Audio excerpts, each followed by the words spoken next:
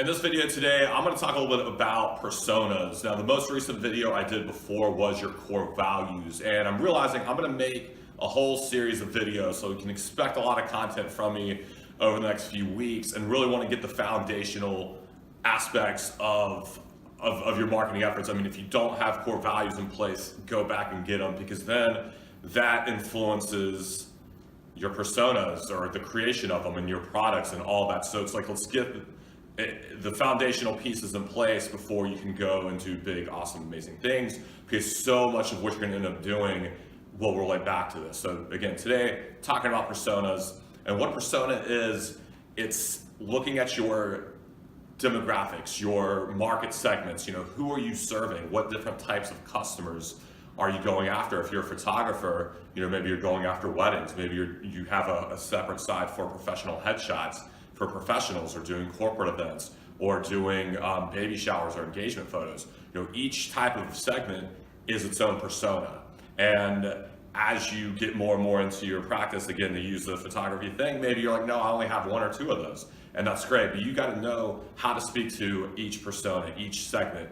You know, the people who are getting engagement photos have much different needs than when they need wedding photos from you, or when they have their first child, or again, the person that's just looking for headshots. So you break down the persona based on everything you know about that niche. And if you've been working in it a bit of time, you'll see certain patterns emerge and reemerge. You know what questions to preemptively ask that engaged couple before they even have a chance to ask it. And that's just, you know, great customer service, great sales in general.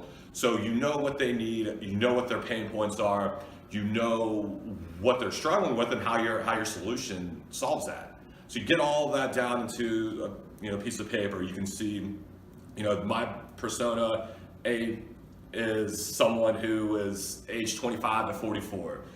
Their pain points are A, B, and C. The needs that I fill are X, Y, Z. And I do that through exceptional service here, through this offering here and there. And again, very much just kind of spitballing here, but that's what the concept is. It's taking a whole segment of people and boiling it down to, like, as if that person's in front of you. And some people won't even give it a name. So if it's engaged couples as your segment, to keep using the photography example, you could say, okay, engaged Emily, that's the persona. Have that persona, and you're thinking, how would you speak to that person as if they were just one person? Or excuse me, how do you speak to that persona, that group of people, as if they were just one person sitting in front of you? So what do they do? Like, what are their sort of hobbies? Again, what are they going through at the moment? Are they looking at wedding publications? If they're getting engaged, are they looking at different blogs that are relevant to that? What might their fears be with going forward? Hesitation that they might have over your product or service, and you get all that down, and you can just then have a booklet. Maybe you only have one persona, maybe you have 5 or 6, and so, you know, these are the people we're going after. And then really, again, it's going to fuel your marketing thing. So once you know who you're going after, then you know where to advertise. You need to know where do these people hang out? What do they do? That all goes into your persona creation. So then you know who you're talking to, you know what problems you're solving, and you know how to get that message in front of them. You know, if you're trying to go after people who are, let's say, even 35 and up, or even, let's say, 40 something, you know, do those people use Snapchat? Just as a brief example, like, probably not. You know, what social media outlets are they using? Versus if you're going after college kids, you know, you'll probably more heavily use Snapchat and Instagram than maybe Facebook or LinkedIn.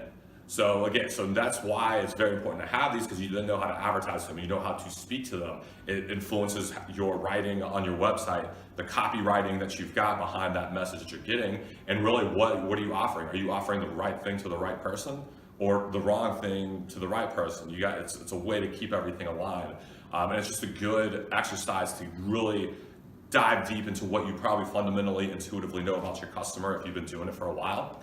And get it on paper so you can train your employees with that. So you can take it to a marketing agency and say, here's who we deal with. Here's our different personas. You go find them.